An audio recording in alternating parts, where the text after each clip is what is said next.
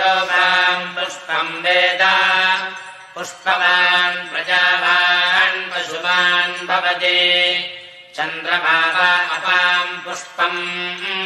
पुष्पवान् प्रजावान् पशुमान् भवति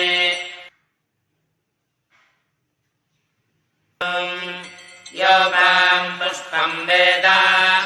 पुष्पवान् प्रजावान् पशुमान् भवति चन्द्रमा वा अपाम् पुष्पम् पुष्पवान् प्रजावान् पशुमान् भवति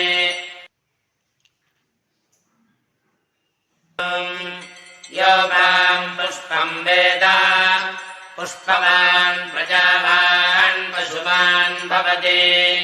चन्द्रमा वा अपाम् पुष्पम् पुष्पवान् प्रजावान् पशुमान् भवति